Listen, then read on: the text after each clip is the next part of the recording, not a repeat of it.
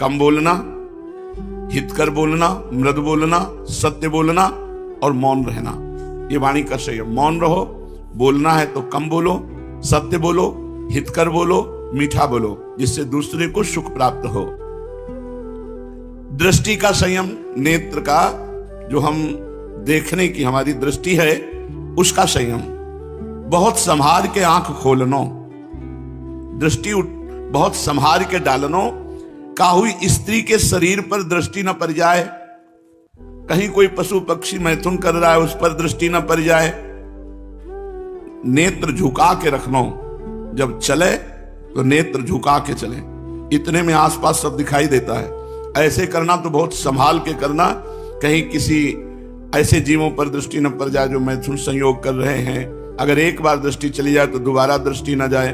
अब सोचो, शास्त्र मना करता है ऐसा, और जो मोबाइल से गंदी बातें देखते हैं उनकी दुर्दशा क्या होगी। बहुत बचा के रखना है अपनी दृष्टि को। नेत्र जितने चंचल करोगे उतनी तुम्हारी दृष्टि की शक्ति जाती रहेगी। मार्ग में चलते समय इत उत को न झांकनो, सीधो देखनो, काहू जीव पे पैर न पड़ जाए। ये दृष्टि को संयम है। नेत्रन को ठीक संयम यही है, भक्तन के दर्शन करो, भगवान के श्री विग्रह के दर्शन करो, भक्त भगवान के चरित्र पढ़ो इन नेत्रन से। अश्लील बातें मत पढ़ो, अश्लील चित्र मत देखो। जा ग्रंथ में काहू की निंदा लिखी हो, किसी आचार्य, किसी महापुरुष, वो ग्रंथ, वो वाणी, वो किताब हमें नहीं पढ़नी। खंडन लिखे हो ऐसी पोथी नहीं पढ़नी। संतन के वाक्य नेत्रन से देख के पढ़ो, संत भक्त भगवत विग्रह के दर्शन करो, और अश्लील चित्रण के देखवे से अपने नेत्रन को बचाओ। ये तुम्हारे दृष्टि और नेत्र का संयम। अब आहार का संयम। आहार उतनो ही करनो जितने में भूख मिट जाए। भूख तो मिट जाएगी, लेकिन स्वाद दृष्टि से जो अधिक पाया जाता है वो भजन के लिए हानिकारक है। इसलिए ज्यादा स्वादिष्ट पदार्थ ना पावे, नहीं तो अगर जबान से स्वादिष्ट पदार्थ पाओगे तो फिर और मन चंचल हो जाएगा। रूखा सूखा खाए के ठंडा पानी पीऊ, देख पराई चूपड़ी मत ललचावे जीव। कुछ नहीं रखा, ओ बस 2 अंगुल जबान है, इसी में जितनी देर टिका टिका गले के नीचे गया सब बेकार। भाई यहीं तक का स्वाद है, तो थोड़ी देर हिम्मत करके स्वाद का त्याग करके प्रसाद रूप उतना ही आहार करो जितनी तुम्हारी भूख है। 2 रोटी हम और पा सकते हैं, ऐसी स्थिति में बंद कर दो। जैसे 4 पाते हो तो 2 रोटी पाओ, फिर शाम के 2 रोटी पा लो। प्राणों का पोषण करना है, कोई पहलवानी तो नहीं करनी ना। हमें प्राण सूक्ष्म करने हैं। प्राण स्थूल निर्बल होते हैं और सूक्ष्म प्राण बलवान होते हैं। तो आहार उतना ही करनो जितने में उदर पूर्ति हो जाए। आहार सात्विक करनो, हितकर करनो, हल्को आहार करनो, सहज में पच जाए और कम पैसे का हो। आहार पर देखना है सात्विक हो, हितकारी हो, पचने में हल्का हो और पैसे कम लगे हों, ऐसा आहार करो। तो हमको ये गणित लगा के पानी है, ये कम पैसे वाला भोजन होना चाहिए। दाल 1 कटोरी, 2-3 रोटी पा ली, थोड़ा सलाद पा लिया, थोड़ी सब्जी पा ली, हो गया। बहुत स्वस्थ रहने के लिए सात्विक भोजन है ये। मीठा 1 पीस, 24 घंटे में 1 पीस मीठा बहुत, 50 ग्राम। नहीं तो जो शुगर है वो रोटी में भी होती है, शुगर हर पदार्थ में होती है। तो अपना शरीर के लिए जो शुगर चाहिए वो ले लेती है सब पदार्थों से। तो अगर स्वाद के लिए भी पाना तो प्रसाद रूप 1 मीठा। अगर ठीक से चलोगे तो शुगर नहीं होगी, अगर शुगर हो गई तो फिर आधा जीवन नष्ट हो गया, असावधानी हुई तो पूरा जीवन नष्ट हो गया। शुगर लीवर किडनी इन पर प्रहार करती है, कोई साधारण रोग नहीं, पूरा जीवन खोखला कर देती है। इसलिए मीठा खाने से बचो। ज्यादा मीठा रजोगुण उत्पन्न करता है, थोड़ा मीठा सतोगुण होता है। हम उन साधकों से प्रार्थना करते हैं कि कल फिर पाना है, इतना ध्यान रखो, आज ही पाके नहीं परम पद में पहुंच जाना है। भजन में तब मन लगता है जब सात्विक वृत्ति होती। 2 रोटी पाई, थोड़ी दाल, प्राणों का पोषण है, प्राणों का पोषण करना है, खूब भजन करना है, भजन से बल प्राप्त करना है। अपना भारत पवित्र देश है, बहुत धर्मशील है। अब वो गंदी गंदी बातें देश विदेशों की इधर आ गई हैं, तो वो सब खान पान आहार संयम सब। कल एक सज्जन बता रहे थे कि आपको पता नहीं होगा महाराज जी, आजकल मतलब 80% लोग रात्रि में जगते हैं और दिन में सोते हैं। तो कितना सुंदर समय है। दिन का प्रातःकालीन 4 से लेकर के ब्रह्म मुहूर्त में उठो, संध्या वंदन करो, नाम जप करो, व्यायाम करो, और दिन में अपने कार्यशील रहो। रात में 10 से 3 बजे तक सो जाओ। 11, 12, 1, 2, 3, 5, अगर 4 बजे तक सो जाओ तो 6 घंटे हो गए, बढ़िया समय। उनका रात में करते क्या है? बोले नशा, व्यभिचार, यही सब गंदी बातें करते। जीवन बर्बाद, जीवन बर्बाद। हम कह रहे काहे को जीवन बर्बाद करो? इतना उत्तम मनुष्य जीवन भगवत भजन करके लोक पर लोग सब चमका दो। तो ये आहार बुद्धि भ्रष्ट करता है। शरीर की रक्षा के लिए भोजन किया जाता है, जिह्वा के स्वाद के लिए नहीं। गर्मा गर्म धुआं निकलता हुआ भोजन पाने से चाहे जितना सात्विक भोजन हो तमोगुणी हो जाता है, नहीं पाना चाहिए। ऐसे लोग पाते देखते हैं। जल रही जवान, अब ये कोई स्वाद है? जवान में नहीं रखा जा रहा, ऐसे ऐसे कर रहे हो, खाओ। अरे थोड़ा ठहर जाए यार, कोई उठा थोड़ी ले जाएगा। थोड़ा राधा राधा नाम जब कर, थोड़ा ठंडा हो जाए, धुआं निकल जाए, फिर पा। धुआं निकलता हुआ भोजन नहीं पाना चाहिए। और अपने को धुआं वाला तो मिल ही नहीं सकता है, क्योंकि गरम गरम अनुकूल भोग तो पहले प्रियालाल को लगेगा। प्रियालाल के बाद जो प्रसाद मिलेगा वो अद्भुत स्वादिष्ट, उच्छिष्टामृत भुक्त वैव। गर्मा गर्म तो पा ही नहीं सकते ना, प्रियालाल को अर्पित करके पाना है। जिह्वा के स्वाद के विचारसों को आहार न करनो, बहुत गरम और भारी भरकम जो तला हुआ है ये इसको साधक ना खाए ज्यादा। ये समोसा है, पूड़ी है, कचौड़ी है, हलवा है, गुलाब जामुन है, लड्डू है, जलेबी है, इमरती है। आहार संभालनो, लाल मिर्च, खटाई, ज्यादा मिठाई, उत्तेजक, बासी भोजन। वैसे भूख रखने का अभ्यास बनाना चाहिए। 1-2 दिन बिल्कुल कुछ नहीं खाया, खूब भजन डट के हो रहा है और कोई जान नहीं पाया, ऐसा अभ्यास रखना चाहिए। कभी भोजन पाके भी, कभी बिना भोजन के भी भजन का अभ्यास करें। कभी कोई नशा ना करे। भोजन करते समय विशेष सावधानी यह है कि उस समय का विचार आपके 24 घंटा के लिए आहार के साथ जा रहा है विचार। तो किसी की गुस्सा वाली बात ना याद करे, कोई काम भोग वाली बात ना याद करे, कोई गंदे विषय याद ना करे। उस समय जरूर पद चिंतन करे या नाम जप करते हुए आराम आराम से। कोई भागम भाग नहीं पड़ा है, आराम आराम से भोजन पाओ। पर इतना आराम से भी नहीं कि 1.5 घंटा 1.25 घंटा 2 पंक्ति उठ गई, आराम आराम से पा रहे हैं। कितना पाना है? 2 रोटी 3 रोटी, 15 मिनट 20 मिनट, बढ़िया अच्छे से पाने में 15 मिनट 20 मिनट 30 मिनट लंबा आहार। एक एक कवल कम करते जाओ तो आप कुछ दिन देखोगे थोड़े आहार में आपका काम चल जाएगा। शरीर में स्फूर्ति रहेगी, शरीर वैसे ही रहेगा। और एक एक कवल बढ़ाते चले जाओ तो देखो लंबा आहार होने लगेगा और बल घटने लगेगा, वो प्रमाद स्थिति आने लगेगी। शयन मतलब नींद और भोजन, इन 2 को बहुत कम किया जा सकता है और बहुत बढ़ाया जा सकता है। अगर रोज हम आधा घंटा नाम जब अपना बढ़ाते रहें तो 24 घंटे भजन कर सकते हैं।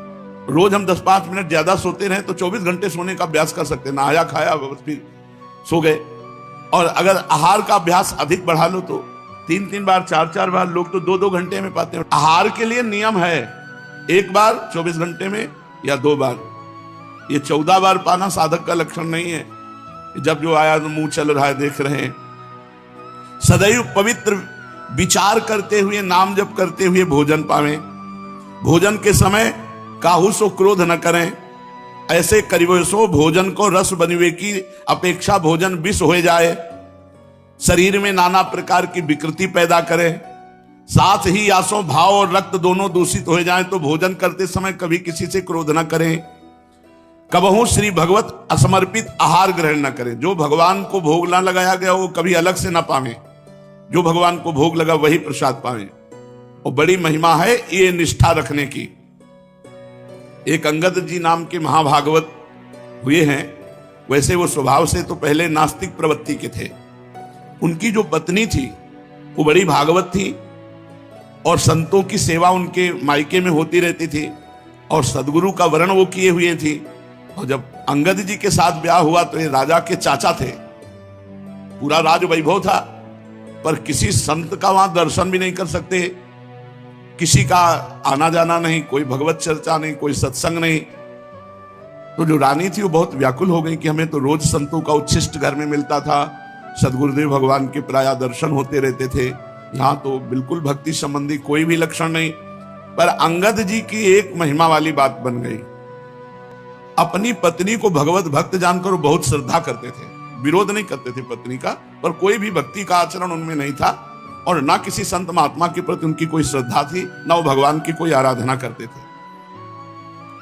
जब काफी दिन हो गए संतों के दर्शन में तो व्याकुलता हुई रानी को, अंगद जी की पत्नी को, और मायके एक पत्र लिखा और मायके से प्रार्थना करवाई कि हमारे जो सदगुरुदेव भगवान उनसे प्रार्थना कर दो कि एक बार करुणा करके आप यहां आए और दर्शन दे दें, क्योंकि मैं यहां से निकल नहीं सकती आपके दर्शन हेतु, क्योंकि हमारे पति में बिल्कुल संतों के प्रति श्रद्धा नहीं। तो गुरुदेव भगवान को जब मायके के राज परिवार ने प्रार्थना की तो संत तो करुणामय होते हैं। संत सरल चित जगत हित जान स्वभाव स्नेह, उनका स्वभाव उनका प्रेम एक अलौकिक होता है। आप 100 गाली दो फिर मिलो तो वैसे ही मिलेंगे। ये गाली दिया है ऐसा कभी नहीं सोच सकते हो। जो ऐसा सोचकर मिलते हैं कि ये तो गाली देने वाला है, अभी साधुता नहीं आई है। साधुता का मतलब है जो गाली दे, अपमान करे, जब आवे तो उसे गले लगावे, उसे सम्मान दे, ऐसे जैसे अपने प्रियजनों से मिला जाता है। जब गुरुदेव आए तो रानी तो नाच पड़ी, मेरे गुरुदेव भगवान आ गए। चरणामृत उतारा, चरणामृत पान की आरती उतारी, भोग पवाया। गुरुदेव आसन पर बैठे तो धीरे धीरे चरण दबा रही थी। इतने में अंगद जी आ गए, मेरी रानी और किसी संत के पैर पकड़े हुए। वो आते ही संत भगवान से बिगड़ गए। रानी के तो होश उड़ गए कि इतनी प्रार्थना पे तो गुरुदेव भगवान आए हैं और ये सीधे गुरुदेव का अपमान। उन्होंने रानी की तरफ कहा, बेटा आप शांत रहना, और उठे और चल पड़े। अब रानी ने कहा कि मैं अपना जीवन नहीं रखूंगी, जब गुरुदेव भगवान का अपमान कर दिया तो ना तेरा स्पर्श करूंगी और ना तेरे से संभाषण करूंगी और ना तेरे घर का एक अन्न ना एक जल, और अपने शरीर को नष्ट कर दूंगी, क्योंकि मेरे बुलाने पर मेरे गुरुदेव का अपमान हुआ। गुरुदेव का अपमान तो मेरा जीवन नहीं, छोड़ दिया अन्न जल। और अंगद जी बहुत आसक्त थे अपनी पत्नी पे, उनका हृदय बहुत व्याकुल हो गया। अब वो अन्न जल सब छोड़े। जब कई दिन हो गए तो अंगद जी चरण पकड़ लिए पत्नी के और कहा, तुम ये जानती हो मैं तुम्हारे बिना जी नहीं सकता, तुम मुझे आज्ञा करो, तुम कैसे प्रसन्न होगी? तो बोले, जाओ हमारे गुरुदेव भगवान के चरण पकड़ो, उनको मना कर लाओ और यहाँ उनको भोग पवाओ। यदि वो भोग यहाँ आकर पालें तो फिर हम उनका उच्छिष्ट पाएंगे और फिर हम जैसी हमारी दिनचर्या थी वैसी चलने लगेगी। अंगद जी भक्ति से नहीं गए, पत्नी के प्रति आसक्त होने के कारण वो संत के पास गए, चरण पकड़ा। संतों को तो कह रहे ना, कितनी बार उनका अपमान करो फिर जाके दंडवत कर दे तो वैसे मिलेंगे। विमुख भय निमिषो ना अकृपा, जब चितए तब वैसे। हमारे स्वामी का स्वभाव है, ऐसे संतों का स्वभाव है। वो सहज आ गए, कोई ज्यादा मनाना नहीं पड़ा। चमत्कार, जे ही आए दोनों ने मिलकर चरण धोए, भोग लगाया। और ये सब अंगद जी भक्ति से नहीं कर रहे, पत्नी प्रसन्न हो जाए। और जे ही गुरुदेव का उच्छिष्ट और चरणामृत गया, पश्चाताप होने लगा, मैं कितना नास्तिक हूं, संतों के प्रति ऐसा भाव करता हूं, कितने कृपालु संत हैं। अब बुद्धि जो विपरीत चिंतन करती थी वो अनुकूल चिंतन करने लगी। पत्नी से कहा, आज तक का जीवन हमारा व्यर्थ गया, अब मुझे बताओ भक्ति कैसे करनी है। ठाकुर सेवा में सहयोग देने लगे अंगद जी, और बिना भोग लगाए अब कुछ नहीं पाते। वर्षों से अब यही दिनचर्या उनकी चलने लगी, ठाकुर जी को भोग लगाना, भोग लगा के ही प्रसाद पाना। पत्नी की भक्ति की पूरी अनुकूलता, 4 पार्षद लगा दिए, जहां संत दिखाई दे उनको रोज घर में बुला के लाओ, भोग लगाओ। राजा अंगद जी का भतीजा था, वो अंगद जी बहुत वीर पुरुष थे। तो एक जगह किसी राजा के हाथ चढ़ाई की तो उसका मुकुट जीत कर लाए थे, उसमें 101 हीरे थे। एक हीरा ऐसा कीमती था जो अमूल्य था, अंगद जी को पहचान थी। शेष हीरे तो राजा को दे दिए जो विजय करके लाए थे, एक हीरा ले लिया और कहा यह हीरा जगन्नाथ जी के मुकुट पर लगेगा। और राजा को जौहरी ने और मंत्री ने मिलकर बताया कि उस हीरे की कीमत तुम्हारा पूरा खजाना नहीं, तो राजा ने विनय की कि वो हीरा हमें दे दो, तो उन्होंने कहा नहीं, वो हीरा तो हमने जगन्नाथ जी को दे दिया। तो बुद्धि बदलने में देर नहीं लगती। राजा की बुद्धि में अंगद जी को मार दिया जाए, यद्यपि चाचा थे, तो वैसे मारेंगे तो निंदा होगी। तो उन्होंने जो रसोई बनाने वाली थी उनको अपने पक्ष में किया, और वो अंगद जी की बहन ही थी, क्योंकि राज परिवार में बहुत विश्वसनीय के द्वारा रसोई तैयार की जाती है, वही रोज रसोई तैयार करती थी। उनसे कहा कि तुम जितना धन कहोगी मैं दूंगा, और तुम्हारी सेवकाई छूट जाएगी। तुम अंगद जी के भोजन में जहर मिला दो। और जहर ला कर दिया, अपने सामने भोजन में मिलवा दिया। अब अंगद जी को पता नहीं था, ठाकुर जी का भोग लगा के शयन किया, और जब पाने बैठते तो जो बहन रसोई बनाती थी उसकी एक बिटिया थी, वो उसको बुला के साथ पाते थे। तो आज वो गायब कर दी थी, क्योंकि वो बुलाएंगे और उसमें जहर है। तो उनका बिटिया कहाँ है? बोले कहीं खेलने चली गई। बोले नहीं, जब तक वो नहीं आएगी तब तक हम भोजन नहीं पाएंगे। इस बात का प्रभाव उस बहन पर पड़ा कि मेरी पुत्री से इतना प्रेम, तो उनका भैया भोजन मत पाना। उनका क्यों?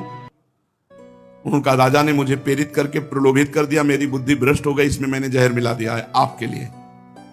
तो उनका आपने ठाकुर जी को भोग लगा दिया, मैं जहर का भोजन ठाकुर जी को लगा दिया, अब ठाकुर जी पा लिया, अब मैं कैसे हटा सकता हूं? और अंगद जी ने पूरा भोजन पा लिया, चाट कर पा लिया। कोई भी प्रभाव जहर का अंगद जी के ऊपर बिल्कुल नहीं पड़ा, स्वस्थ एकदम, कोई प्रभाव नहीं। प्रसाद, तो यहां पूज्य पंडित गया प्रसाद जी महाराज कह रहे हैं, असमर्पित भोजन कभी मत पाना, जब पाओ तो ठाकुर जी का प्रसाद। मान लो ऐसी जगह कहीं आप हो जहां ठाकुर सेवा नहीं है और आपके सामने भोजन आ गया है, तो आप उस समय 1 मिनट आंख मूंदो, अपने इष्ट देव का ध्यान करो और प्रभु को अर्पित करके फिर नाम जप करो 2-4 बार, और जय हो प्रभु की जय करके अर्पित करके पाओ। बिना प्रभु को अर्पित किए पानी भी मत पियो, तो तुम्हारी बुद्धि शुद्ध हो जाएगी। वाणी का संयम, दृष्टि नेत्र का संयम और आहार का संयम। अब श्रवण का संयम। श्रवण इंद्रिय से सावधान रहो कि किसी संत की निंदा सुनने को न मिल जाए।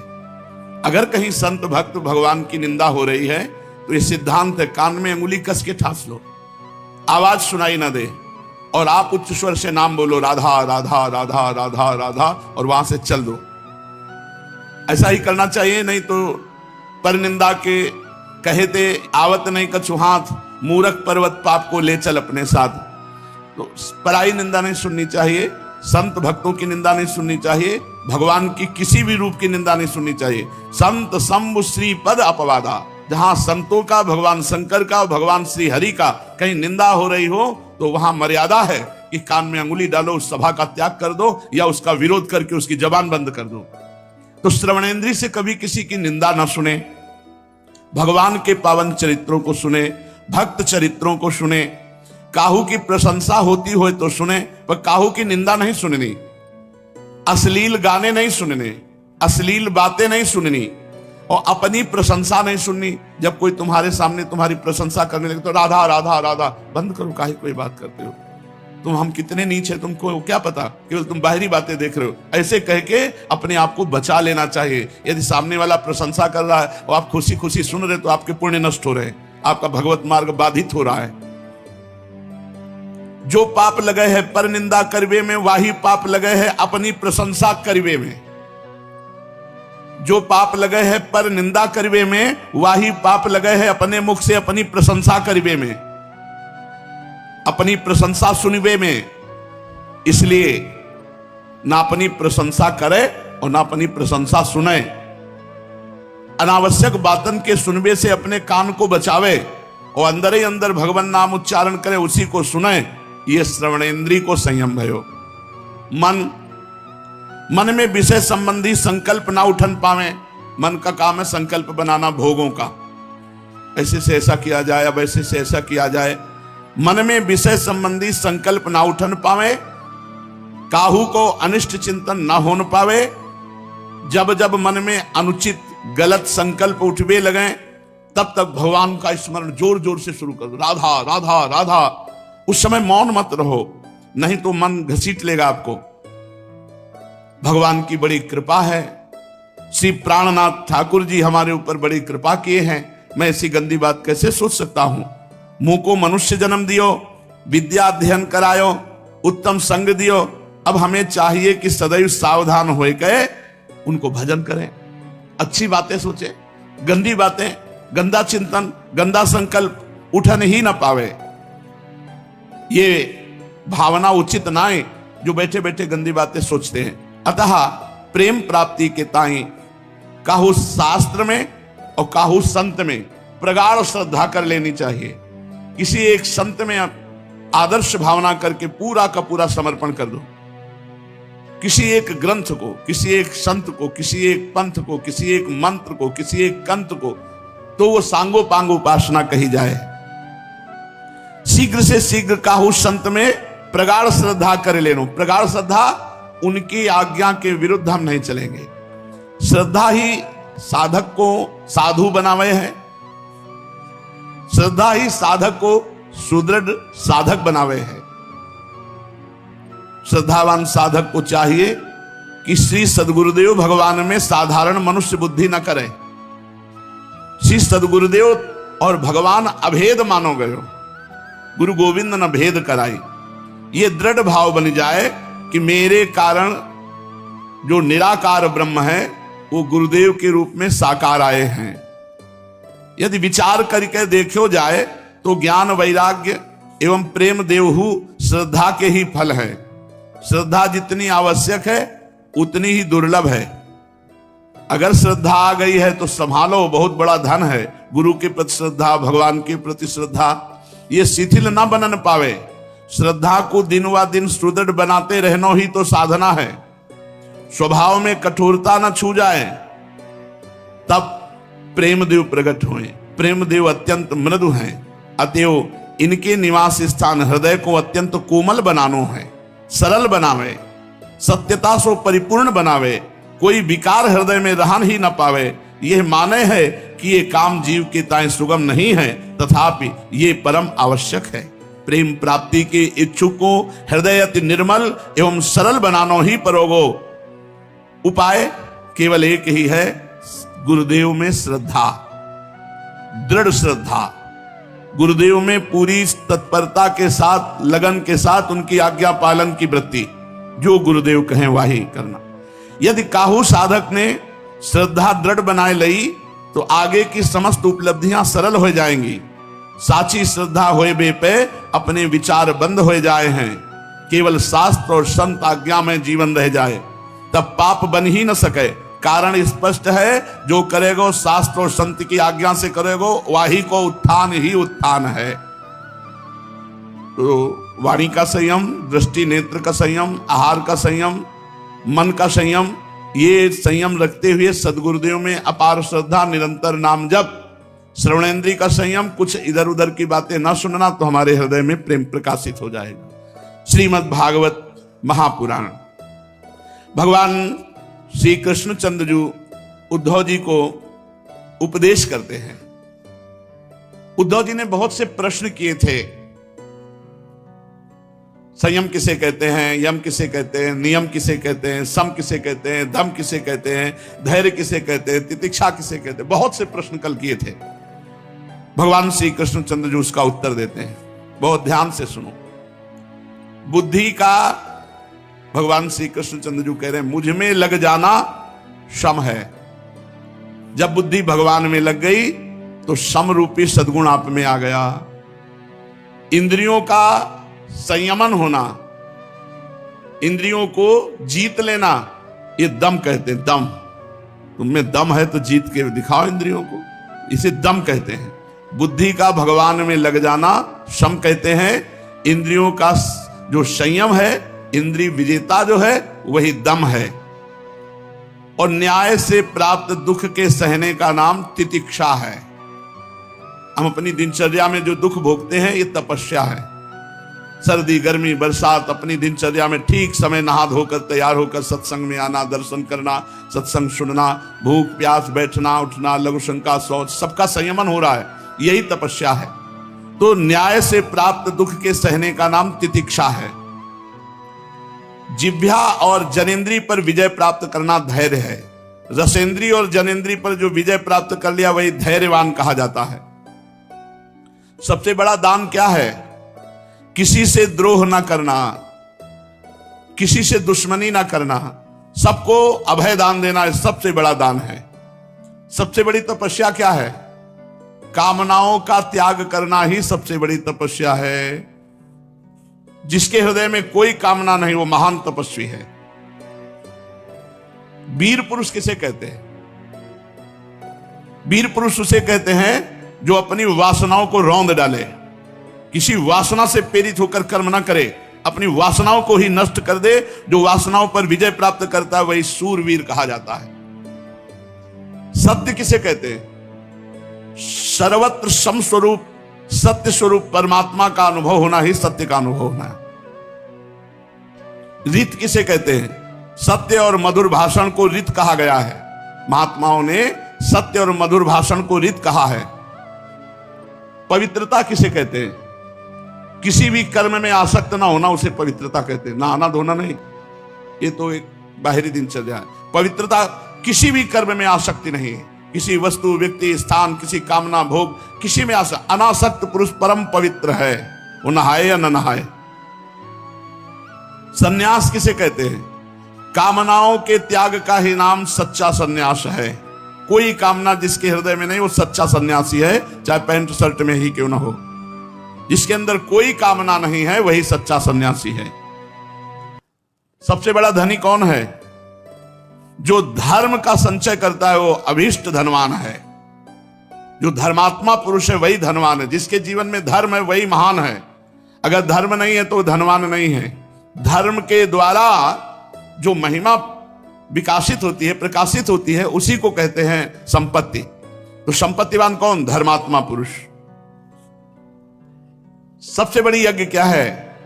परमेश्वर का चिंतन, क्योंकि परमेश्वर ही यज्ञ हैं, हरि ही यज्ञ हैं, और हरि का चिंतन ही यज्ञानाम जप यज्ञोष्मी, भगवान का चिंतन ही सबसे बड़ी यज्ञ है। दक्षिणा, दूसरे को ज्ञान का उपदेश देना ही दक्षिणा है। वास्तविक ज्ञान का उपदेश देकर अज्ञान से निवृत्त कर दिया, सबसे बड़ी दक्षिणा दे दी। बल, प्राणायाम ही बल है। जो अपने प्राणों को संयमन किए हुए है वही बलवान है। भगवान होता है ऐश्वर्य। भगवान कह रहे मैं ही हूं, ऐश्वर्य मैं ही हूं, मेरा ही ऐश्वर्य है। लाभ, सबसे बड़ा लाभ भगवान कह रहे मेरी भक्ति ही उत्तम लाभ है। भक्ति मिल गई, इससे बड़ा कोई लाभ नहीं। विद्या, सच्ची विद्या वही है जिसे ब्रह्म और आत्मा का भेद मिटा दे, अध्यात्म विद्या। लज्जा, पाप करने में घृणा बुद्धि हो जाए, इसी का नाम लज्जा है। श्री, सबसे निरपेक्ष है, यही सबसे बड़ी श्री है। किसी से कोई चाह नहीं, कोई अपेक्षा नहीं, यही श्री है। दुख और सुख दोनों की भावना सदा के लिए नष्ट हो जाए उसे सुख कहते हैं। सुख क्या है? सुख और दुख दोनों भावनाओं का नाश हो जाना ही परम सुख है।